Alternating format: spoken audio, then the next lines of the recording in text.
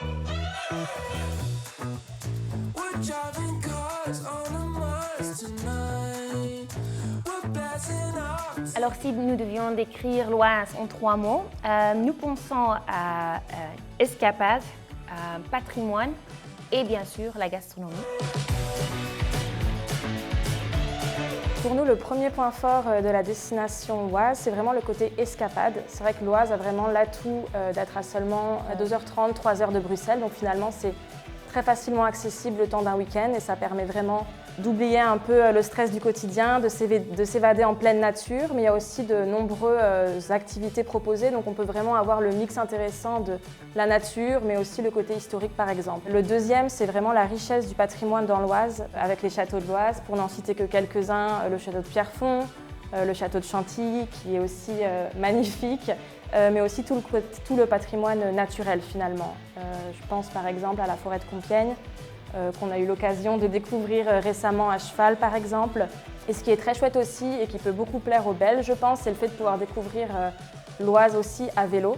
Je pense que c'est pas un secret, le vélo c'est très belge, surtout flamand, mais Belgique en général. Et le dernier point fort, très important pour les Belges, on l'a dit aussi, c'est la gastronomie, avec énormément de produits locaux, par exemple le cœur de Rollo, les piquantins ou encore la fameuse crème chantilly, bien sûr.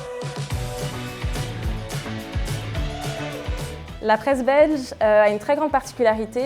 En fait, nous n'avons pas un paysage médiatique, mais bien deux. C'est forcément lié à la géographie de notre pays, avec deux régions, donc la Flandre et la Wallonie. Forcément, chaque région a ses propres médias et chaque région a aussi sa propre langue. Du coup, le néerlandais pour le côté flamand au nord de la Belgique et le français pour le côté wallon. On pourrait penser du coup de paysage médiatique, super, beaucoup de médias. Finalement, pas vraiment. C'est un marché assez restreint, mais très qualitatif. C'est 9 maisons de production environ, avec 6 supports chacune. Et vraiment, quand je parle de 9 maisons de production, c'est TV, radio, magazines, journaux, tout confondu. Donc ça reste assez limité, mais on a vraiment des supports de qualité qui nous permettent de bien mettre en avant l'Oise. Et il ne faut pas oublier dans notre approche que la presse belge est très différente parfois de la presse française. On sait qu'en France, les longs dossiers de presse avec énormément de détails sont assez plébiscités.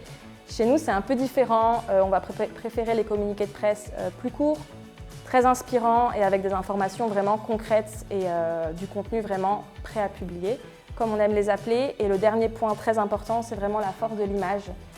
L'image est très très importante dans les magazines et les journaux chez nous et on a la chance dans l'Oise d'avoir une grande banque d'images, ce qui nous permet vraiment de répondre aux besoins de nos journalistes. Donc avant leur venue, la destination est plutôt méconnue, surtout en Flandre. Mais une fois que les journalistes sont allés sur place, on reçoit vraiment des réactions très positives, très enthousiastes. Et en fait, le mot qui ressort souvent, c'est quelle surprise. Donc beaucoup de gens sont agréablement surpris. Ils ne s'attendaient pas à trouver des richesses, des lieux insolites. Donc en fait, on est toujours, je crois, heureuse de leur faire découvrir une destination si surprenante.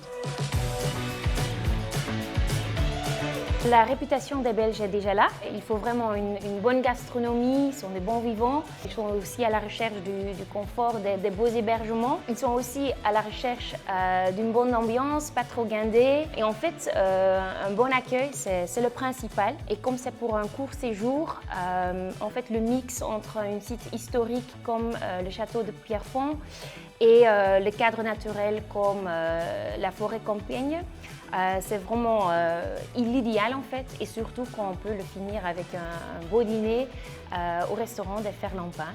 Je crois qu'on peut généraliser que nos journalistes belges sont assez indépendants et qu'ils apprécient le temps libre en fait de découvrir l'Oise. Pour faire simple, le plus important, c'est vraiment l'accueil sincère des partenaires. On pense vraiment qu'une petite offre peut sortir du lot quand c'est fait avec cœur. Par exemple, quand nous nous sommes rendus dans l'Oise, c'est vraiment ce qui nous a marqué de pouvoir parler avec des personnes passionnées par leur métier, leur cuisine ou le lieu qu'ils avaient à nous présenter par exemple.